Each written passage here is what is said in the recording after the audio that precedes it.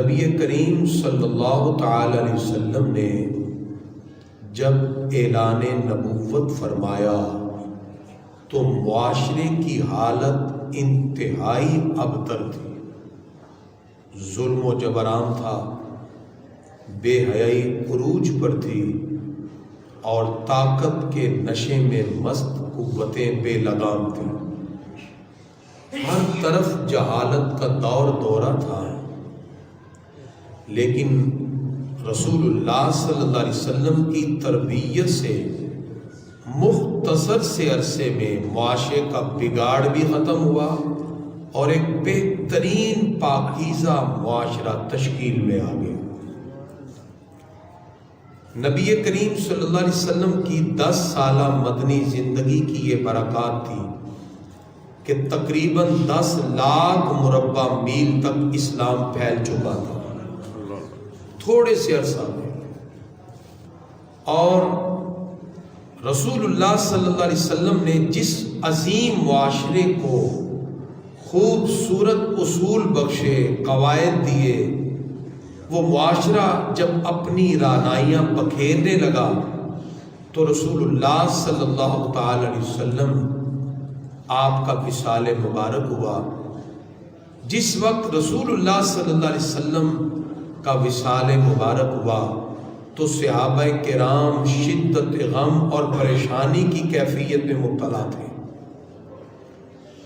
ایک طرف تو رسول اللہ صلی اللہ علیہ وسلم سے بچھڑ جانے کا غم، اور دوسرا یہ سوال پیدا ہوا کہ اب ریاست کی یہ بہاریں کیسے برقرار رہیں گی؟ ریاست مدینہ کا یہ حسن جو آج کئی لاکھ مربع میل تک پھیل چکا ہے، یہ نور کس طرح بکھرتا رہے گا؟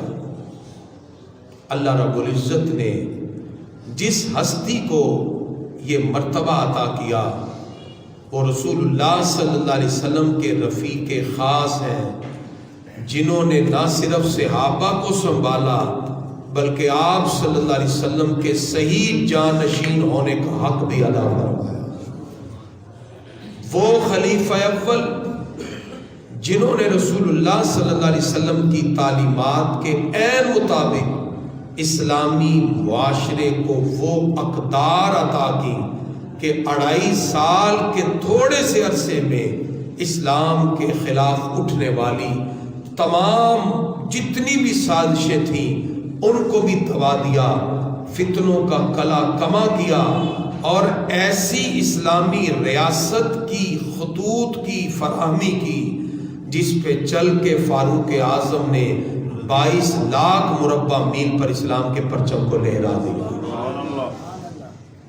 وہ عظیم لیڈر، وہ عظیم مسلمانوں کے پہلے خلیفہ جناب سیدنا حضرت ابو بکر صدیق رضی اللہ تعالیٰ عنہ، خلیفہ اول بلا فصل، منصب خلافت پہ فائز ہو کر جب عوام سے پہلا خطاب کرتے ہیں۔ آج جمعے کے اجتماع میں ہم صدیق اکبر کے پہلے خطاب پر بات کریں گے، اور یقین کیجئے آج کے جمعے کے خطبے کا ایک ایک جملہ دل کے کانوں سے سننے والا ہوگا۔ آپ نے ایسے اصول عطا کیے جو حکمران سے لے کے عوام تک سب کے درمیان ایک خوبصورت ترین توازن کو قائم کر دینے والا ہے۔ ایسا خطبہ یاد رکھیے، اللہ تعالیٰ نے ہمارے پیارے نبی صلی اللہ علیہ وسلم کو بہت سے معجزات عطا کیے۔ ہمارے آقا کا ایک معجزہ ہے جوامع الکلم۔ آپ کہیں گے یہ کیا ہے؟ جوامع الکلم کا مطلب یہ ہے ہمارے آقا بڑی بڑی باتوں کو ایک جملے میں سمیٹ لیتے ہیں۔ سبحان اللہ۔ یہ معجزہ اللہ نے ہمارے آقا کو دیا۔ ایک جملہ ارشاد فرماتے تو اس کی گہرائی سمندر سے بھی زیادہ۔ ایک جملے سے ہمارے آقا کے لاکھوں مسائل نکل رہے ہیں، فقہاء اصول بنا رہے ہیں۔ تو ہمارے آقا کے عظیم معجزات میں سے ایک معجزہ ہے جوامع الکلم ہونا۔ معجزہ جوامع الکلم کا جس ہستی نے سب سے زیادہ براہ راست فیض پایا وہ حضرت ابوبکر صدیق رضی اللہ عنہ۔ ان کے پہلے خطبے کو اگر آپ دیکھیں تو پتہ چلتا ہے جانشین مصطفیٰ اسے کہتے ہیں۔ ان کے خطبے میں ایسا حسن اور جامعیت ہے کہ صدیق اکبر رضی اللہ عنہ کی زبان سے نکلے ہوئے ایک ایک جملے کے اندر ہزاروں خزائن پوشیدہ ہے۔ ایسا نپا تلا آپ نے خطبہ ارشاد فرمایا۔ اگر صدیق اکبر کے خطبہ صدیقیہ کا یہ حال ہے تو رسول اللہ کے کلام کا کیا مقام ہوگا؟ یہ مقام ہے حضرت ابوبکر صدیق رضی اللہ عنہ کے خطبے کا۔ آج ہم اس پہ بات کریں گے۔ گرامی قدرات، نبی کریم صلی اللہ علیہ وسلم کے وصال کے بعد تمام صحابہ کرام پریشان تھے۔ اس حالت میں بالاتفاق آپ کو پہلا خلیفہ منتخب کیا گیا۔ آپ نے بیعت کے بعد عوام سے پہلا خطبہ ارشاد فرمایا۔ حمد و صلات کے بعد آپ فرماتے ہیں اما بعد، حمد و صلات کے بعد ایھا الناس فانی قد ولیت علیکم ولست بخیرکم، اے لوگو مجھے تم پر حاکم بنا دیا گیا ہے حالانکہ میں تم سے بہتر نہیں۔ کیسی عاجزی ہے! وہ ہستی جس کو اللہ قرآن میں کہتا ہے اس امت میں سب سے بڑے متقی ابوبکر صدیق ہے۔ وَسَيُجَنَّبُهَا الْأَتْقَى، اللہ فرماتا ہے جو سب سے بڑا متقی ہے وہ جہنم سے دور ہے۔ الاتقا سے مراد ابوبکر صدیق ہے۔ جس کو اللہ کہے وہ سب سے بڑا پرہیزگار ہے۔ وہ پہلے خطبے میں کہتے ہیں لوگوں میں تم سے بہتر نہیں ہوں، مجھے حاکم بنا دیا گیا۔ عاجزی کی انتہا دیکھیں، پتہ چلا اپنے لفظوں سے خود اپنی خود شناسی اور خود ستائی یہ درست نہیں ہے۔ لوگ اگر آپ کی بات کی عظمت کی بات کریں تو اسے کمال کہتے ہیں۔ حضرت ابوبکر صدیق رضی اللہ عنہ فرماتے ہیں لوگوں فَإِنْ أَحْسَنْتُ فَأَعِينُونِي، اگر میں اچھا کام کروں تو میری مدد کرنا، وَإِنْ أَسَأْتُ فَقَوِّمُونِي، اگر میں اچھا کام نہ کروں تو مجھے سیدھا کر دینا۔ ایسے آپ نے جملہ سیدھا ارشاد فرمایا۔ حالانکہ آپ تو وہ ہیں جن کی تربیت رسول اللہ صلی اللہ علیہ وسلم نے کی، جو شاہکار مصطفیٰ ہیں، رسول اللہ صلی اللہ علیہ وسلم کے تربیت یافتہ ہیں۔ ہمارے آقا علیہ الصلوۃ والسلام نے ہر مقام پر ان کی تربیت فرمائی۔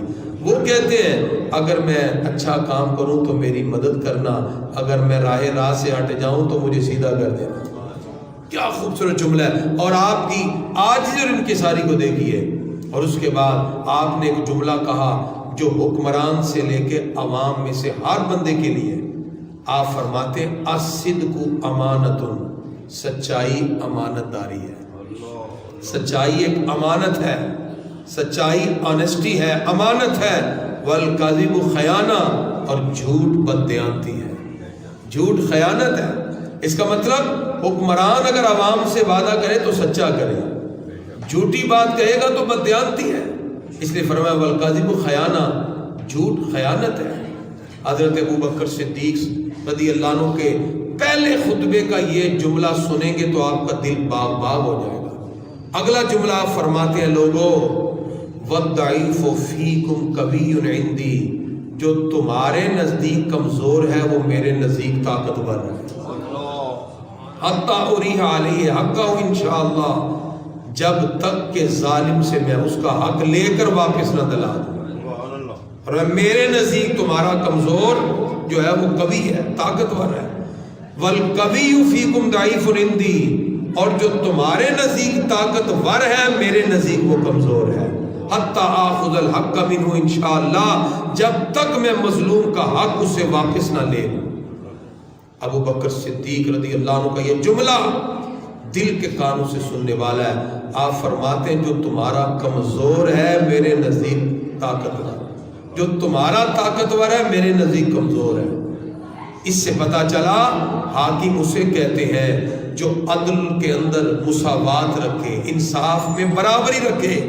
یہ نہیں ہے کہ کوئی وزیر مشیر ہے اور وہ اپنی بلیک منی کو وائٹ منی کرنے کے لیے الیکشن میں جیتنے کے بعد سیٹ پر بیٹھ کر کہے کہ میرے لیے کوئی قانون نہیں ہے۔ قانون صرف عوام کے لیے ہے؟ آپ فرماتے نہیں، جتنا مرضی کوئی طاقتور ہوگا میرے نزدیک وہ کمزور ہے جب تک کہ میں مظلوم کا حق اس سے لے نہ لوں۔ اسے اسلامی حکمران کا حاکم کہتے ہیں، اسے اسلامی مملکت کا حاکم کہتے ہیں۔ ابو بکر صدیق رضی اللہ عنہ نے خوبصورت جملہ ارشاد فرمایا۔ اسی لیے جب آپ نے یہ خطبہ ارشاد فرمایا، اگلے دن ہی جھاڑو لے کر تہجد پڑھ کے مدینہ شریف کی ایک بڑھیا کے گھر میں جھاڑو دیتے ہوئے نظر آئے۔ پانی بھر کے رکھ رہے تھے، کھانا سرانے رکھ کے اماں جی سے پوچھ رہے تھے کسی چیز کی ضرورت تو نہیں؟ کہا سب کچھ آ گیا۔ یہ کہہ کے جو فجر کی نماز پڑھانے کے لیے آ رہا ہے اسے مسلمانوں کا پہلا خلیفہ حضرت ابو بکر صدیق رضی اللہ عنہ۔ آپ نے عملی طور پہ ثابت کیا، اسے اسلامی حکمران مملکت کا حکمران کہتے ہیں، یہ اسلامی حکومت کا نگران ہے۔ حضرت ابو بکر صدیق رضی اللہ عنہ اپنے خطبے میں مزید فرماتے ہیں، لوگوں سنو، لا یادعو قوم الجہاد فی سبیل اللہ الا ضربہم اللہ بالذل، جو قوم راہ خدا میں جہاد کو چھوڑ دیتی ہے اللہ اس پر ذلت اور خواری کو مسلط فرما دیتا ہے، وہ قوم ذلیل ہو جاتی ہے۔ ابو بکر صدیق رضی اللہ تعالیٰ عنہ آپ مزید فرماتے ہیں، لوگوں ولا تشیع الفاحشۃ فی قوم قط الا عمہم اللہ بالبلاء، جس قوم میں بے حیائی اور بدکاری پھیل جاتی ہے اللہ اس پر مصیبت نازل فرما دیتا ہے۔ اور مزید فرماتے ہیں، اطیعونی ما اطاعت اللہ ورسولہ، جب تک میں تمہیں اللہ اس کے رسول کے مطابق چلاؤں تو میری بات ماننا۔ فَإِذَا عَصَيْتُ اللَّهَ وَرَسُولَهُ، اگر اللہ اس کے رسول کی میں نافرمانی کروں، فَلَا طَاعَةَ لِي عَلَيْكُمْ، تم پر میری اطاعت کرنا کوئی بھی لازم نہیں۔ حضرت ابو بکر صدیق رضی اللہ عنہ اپنا یہ خطبہ ارشاد فرما کے کہتے ہیں، قوموا الی صلاتکم یرحمکم اللہ، اے لوگوں بس اتنا سا خطبہ ہے، کھڑے ہو جاؤ، صفیں سیدھی کرو، میں تمہیں نماز پڑھاتا ہوں۔ کوئی لمبی لمبی تقریریں نہیں، کوئی لمبے لمبے دعوے نہیں ہے، قوم سے اتنا لمبا خطاب اور عملی طور پہ کوئی کام نہیں۔ ابو بکر صدیق اتنا سا خطبہ دیتے ہیں، فرماتے ہیں صرف سننا ہی نہیں ہے، کھڑے ہو جاؤ سارے اور سب کے سب نماز کی تیاری کرو۔ یہ ہے اسلامی حکمران کے، یہی اسلامی حکمران جو اسلامی ریاست کے ہیں، اور آپ خوبصورت انداز کے اندر بتاتے ہیں کہ کس طرح یہ ایک اسلامی ریاست کو خوبصورت انداز کے اندر چلانے والا۔ حضرت ابو بکر صدیق رضی اللہ تعالیٰ عنہ نے اس خطبے میں جو ارشاد فرمایا، اب اس خطبے کو ذرا ذہن میں رکھیں اور آج کے دور کا انالیسس کریں۔ آج حضرت ابو بکر صدیق رضی اللہ تعالیٰ عنہ کے اس خطبے کو ابھرانے کی ضرورت ہے، حکمران سے لے کے عوام تک ہر ایک کو۔ حضرت ابو بکر صدیق رضی اللہ تعالیٰ عنہ نے ایک اور مقام پہ فرمایا تھا، لوگوں مجھے کبھی بھی زندگی میں حکومت کی خواہش رہی نہیں، میں نے کبھی خفیہ علانیہ رب سے دعا بھی نہیں کی، لیکن مجھے اللہ نے یہ ذمہ داری ڈال دی ہے، اب آپ فرماتے ہیں کہ میں اس ذمہ داری کو صحیح طور پر نبھاؤں گا، اور آپ نے نبھایا۔ اسی لیے آپ کے بارے میں ایک مرتبہ حضرت مولا المسلمین علی المرتضیٰ شیر خدا کرم اللہ وجہ الکریم نے فرمایا، معرفت الصحابہ لأحمد بن حنبل حدیث کا نمبر 102، حضرت مولا علی کہتے ہیں، قدمک رسول اللہ فمن یؤخرک، ابو بکر آپ کو تو رسول اللہ نے آگے کیا ہے، تمہیں پیچھے کون کر سکتا ہے؟ یہ ابو بکر صدیق کے بارے میں مولا علی کا جملہ ہے۔ نعرہ تکبیر،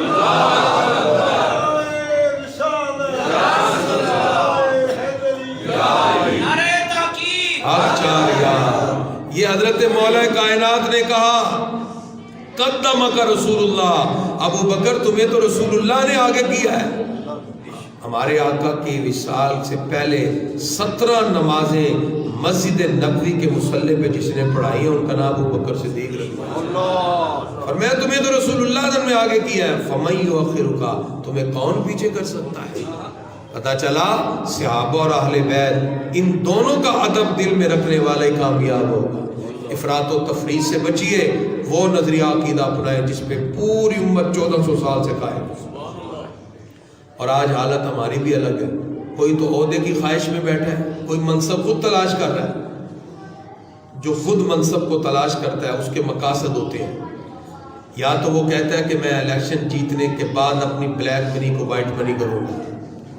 ہمارے ہاں کسی بھی ادارے میں آپ اگر بھرتی ہونا چاہتے ہیں کم از کم میٹرک شرط ہے, اور جس نے ایک مرتبہ جیل کاٹی ہے وہ کسی گورنمنٹ کے ادارے میں نہیں لگ سکتا, سوائے ایک ادارے میں جہاں آپ نے 10 بندے بھی قتل کیے ہوں, آپ انگوٹھا چھاپ ہوں, آپ الیکشن لڑے, پارلیمنٹ میں بیٹھ کے پورے ملک کی قسمت کا فیصلہ کریں.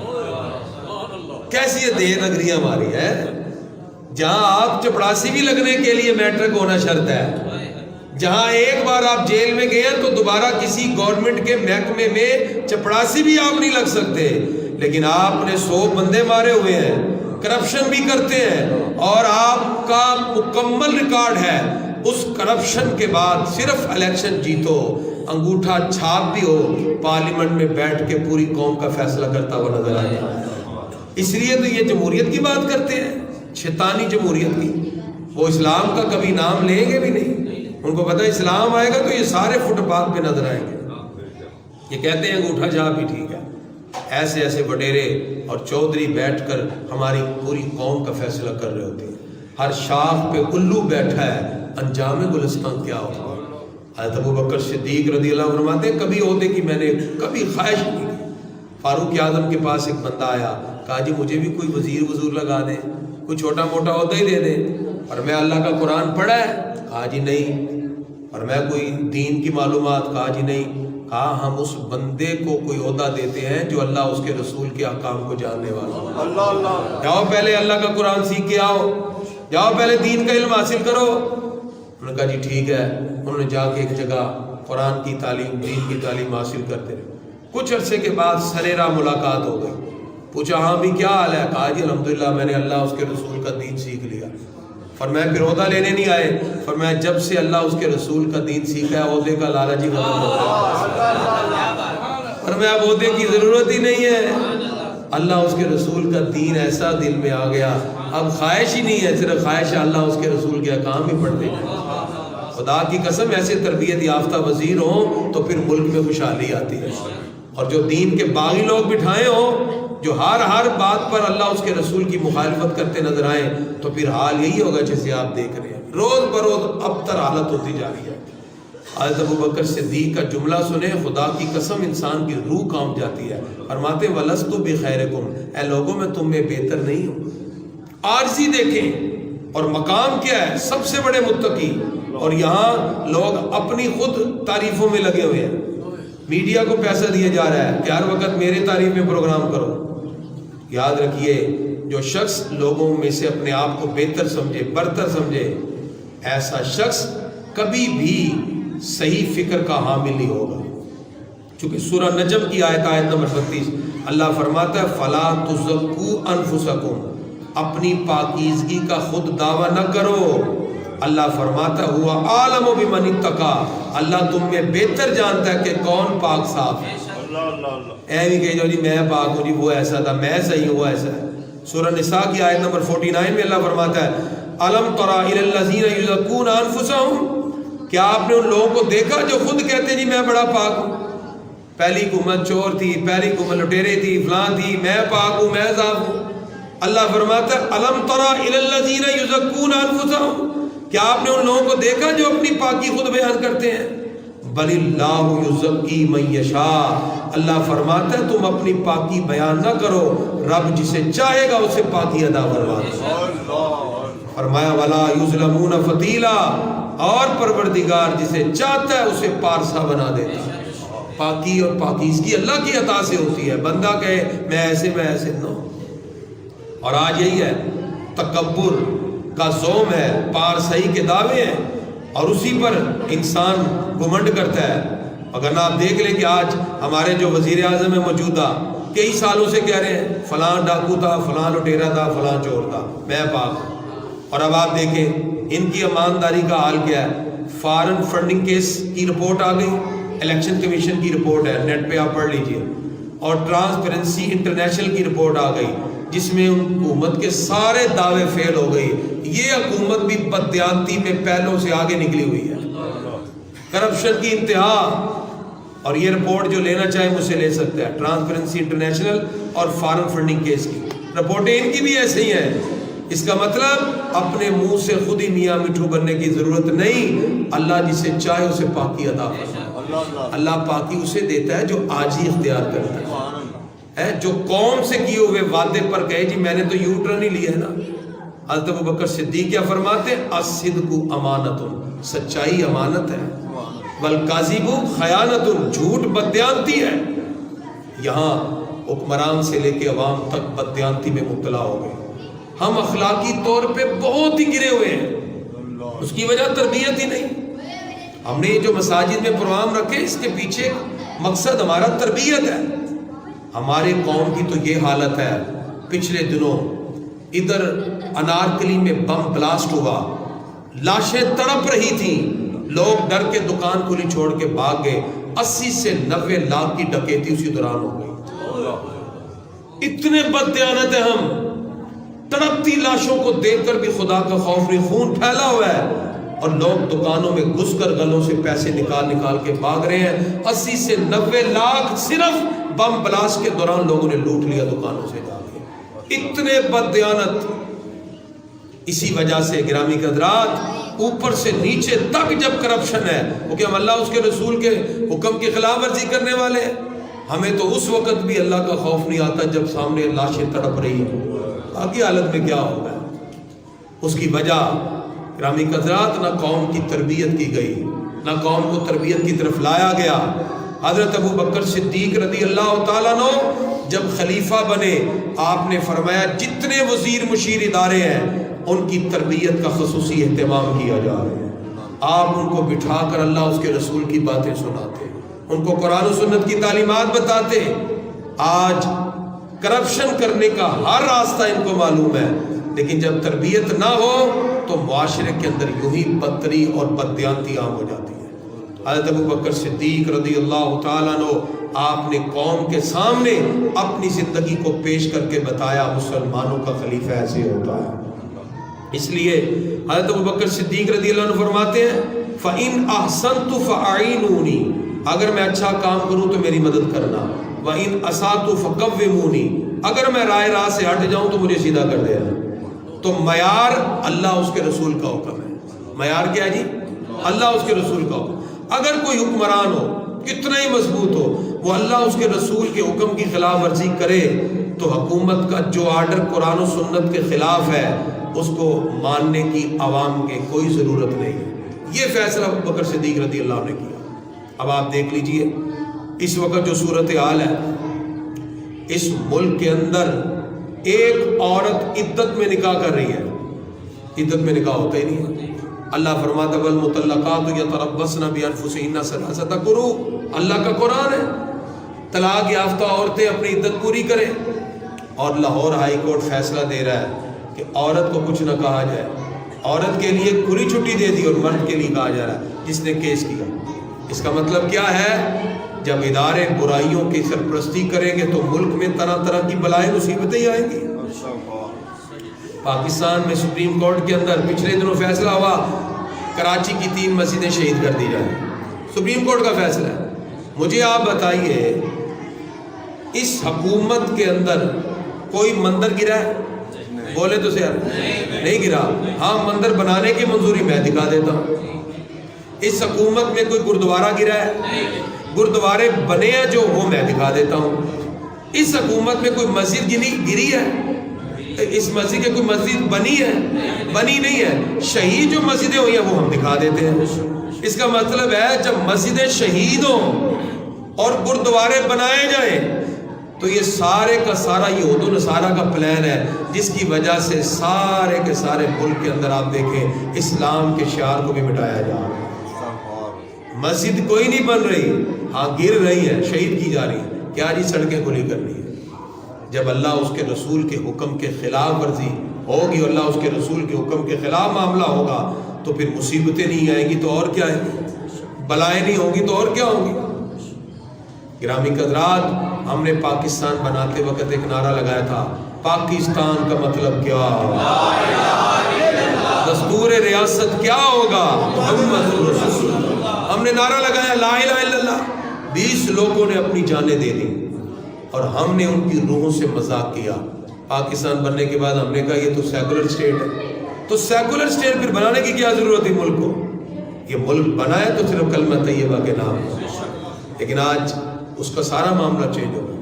جناب حضرت ابوبکر صدیق رضی اللہ تعالیٰ عنہ، آپ نے خوبصورت ایک قاعدہ ضابطہ بتا دیا، فرمایا اگر میں اللہ اس کے رسول کے مطابق چلوں تو میری بات ماننا، وگرنہ میرا معیار، میری فضیلت نہ دیکھنا یہ کہ اللہ اس کے رسول کیا فرما رہا ہے، یہی قاعدہ ہے۔ آج حکمران دین کی مخالفت کرتے ہیں، ہم نے کہا جی ہم نے تو پارٹیوں کے کلمے پڑھے ہیں، ہم بھی انہی کے ساتھ کھڑے ہیں۔ یاد رکھیے حدیث میں آتا ہے، سنن ابن ماجہ حدیث کا نمبر 3966، فرمایا من شر الناس منزلۃ عند اللہ یوم القیامہ، قیامت کے دن اللہ کی بارگاہ میں سب سے بدترین لوگ وہ ہوں گے، عبد اذهب آخرتہ بالدنیا غیرہ، فرمایا جس نے دنیاوی مفادات کے لیے اللہ اس کے رسول کی نافرمانی کر کے اپنی آخرت کو تباہ کر دیا، صرف دنیا کے چند مفادات تک ہو گئے۔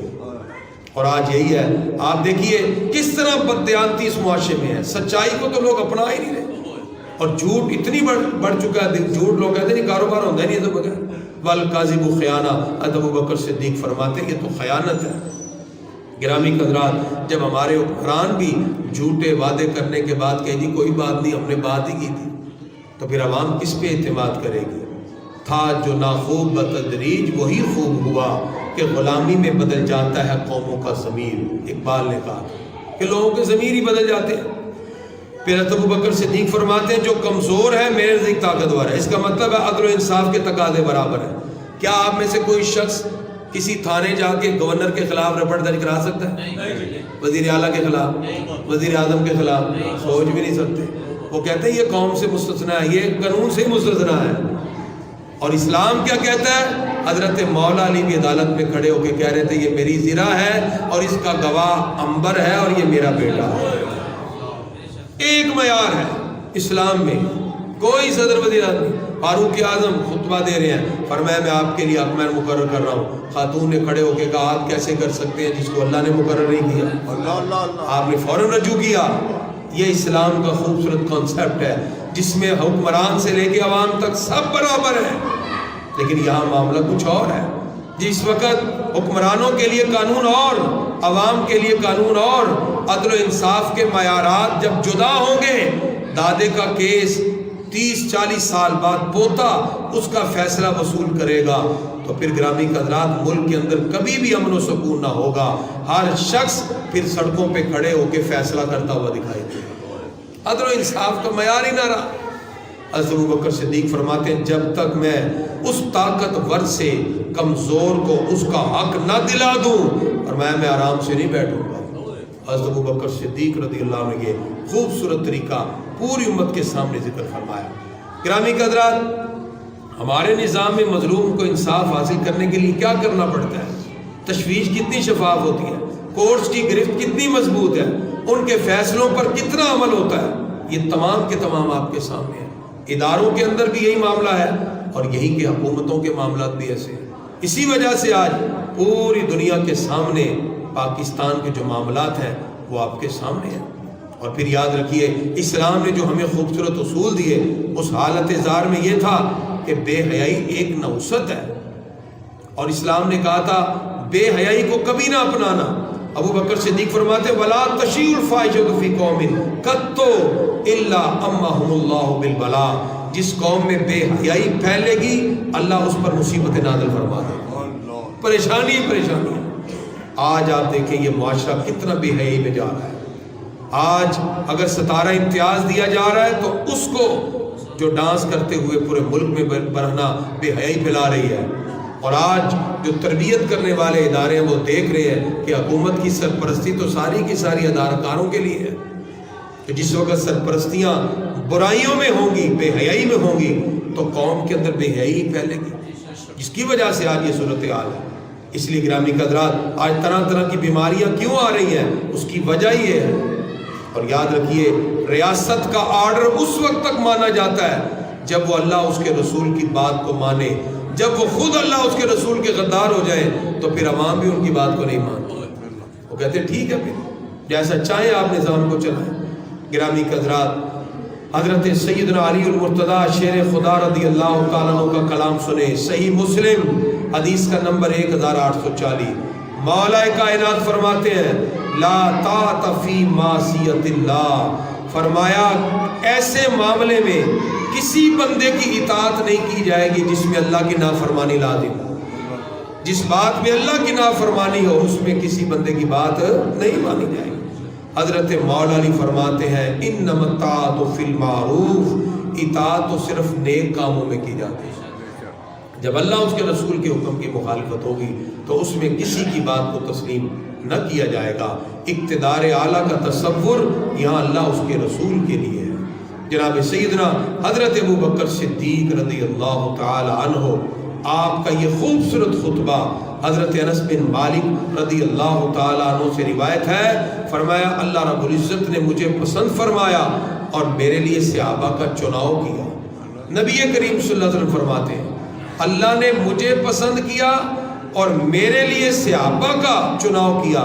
فرمایا اللہ رب العزت نے میرے صحابہ کو میرا وزیر بنایا اور میرا مددگار بنایا. تو صحابہ کا انتخاب کس کی عطا سے ہے؟ اللہ تعالیٰ. لہذا صحابہ کرام رضوان اللہ تعالی مجمعین، ان کا ادب دلوں میں رکھنا یہی ایمان کی محبت کی نشانی ہے. حضرت ابوبکر صدیق رضی اللہ عنہ ہر مقام پر آقا علیہ الصلوۃ والسلام کی بارگاہ میں جھکے نظر آتے ہیں. ہجرت کا موقع ہو تو 2 اونٹنیاں پیش کرتے ہیں. اور آپ کو یہ جان کر خوشی محسوس ہوگی قیامت کے دن جس وقت سیدہ کائنات ملکہ فردوس بری نور چشم رحمت للعالمین سیدۃ نساء اہل الجنہ جس اونٹنی پر بیٹھ کر آئیں گی، وہ اونٹنی بھی ابوبکر صدیق نے سرکار کو تحفے میں دی. ندا دینے والا ندا دے گا غضوا ابصارہم، اپنی نظروں کو جھکاؤ، محمد کی بیٹی فاطمہ کی سواری آ رہی ہے. پیر سیال لجپال حضرت خواجہ قمر الدین سیالی رحمۃ اللہ علیہ حدیث پڑھتے ہوئے ایک دن مجلس سے اٹھے، وضو کر کے آئے تازہ. سب کو کہا نظریں جھکا کے بیٹھ جاؤ. بیٹھ گئے. پھر حدیث پڑھی. کہا اس لیے میں نے یہ ادب کیا، یہ اس محبوب آقا کی بیٹی کا نام آیا تھا کہ کل قیامت کے دن بھی سارے سر جھکا کے کھڑے ہوں گے. سیدہ کائنات جس اونٹنی پر بیٹھ کے آئیں گی، وہ اونٹنی بھی حضرت ابوبکر صدیق نے تحفے میں سرکار کو